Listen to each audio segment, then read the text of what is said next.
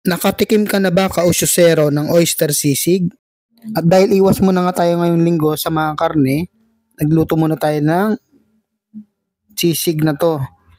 Hiwa muna tayo sibuyas, siling pula at siling green na malaki. Yan ang gagamitin natin sa ating lulutuin. 50 pesos nga lang pala ang binili natin sa palengke na oyster.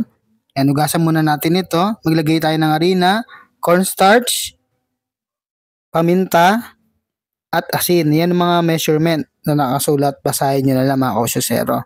Halu-haluin nyo lang. Yan, ilagay na natin ang mga oyster. Yan, para makot na natin yung mga ingredients. Yan, mekos-mekos lang. At painitin na natin ang maliit na kawali. At pag mainit na ito, lagay na natin pa isa-isa ang mga talaba. Yan. Tayin lang natin ito maluto lahat. Hanggang ito ay mag-golden brown.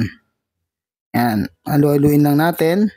At pag nakikita nyo malapit na mag-golden brown, yan, pwede nyo nang hanguin sa mainit na apoy. Saktong-sakto to kung sawa ka na rin sa pork sisig, chicken sisig. Yan. Sa pinagprituhan natin, tanggalin lang natin yung mantika. Maglagay lang tayo dito ng onting margarine.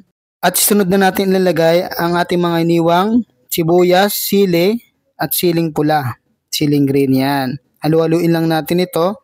Sa mahinang apoy lang para hindi agad masunog. Yan. Sabay na rin natin yung oyster. Lagyan na rin natin ito ng magnolia, baka naman. Kasi ito yung para sa akin mas masarap na mayonnaise. Meron din tayong nilagay na Maggi seasoning. Kasi di siya masyado maalat. Yan. Konti lang naman kasing gagawin natin.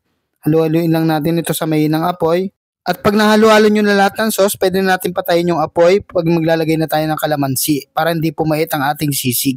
At tanggalin na lang natin yung mga nahulog na buto ng kalamansi. At pwede na itong iserve. Na natin mga kausyosero, grabe solid nito.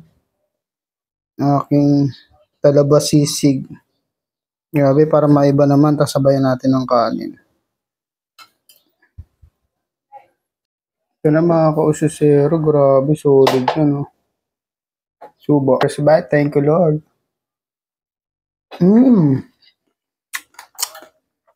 Solid. Comment ka man kung saan ka nakakaabot yung video na to, kung saan lugar ka nakakapanood ng video. And follow for more kung mahilig ka rin sa mga ganitong pagkain. Talaba sisig, try nyo na para maiba naman. Yun lang, maraming salamat. God bless.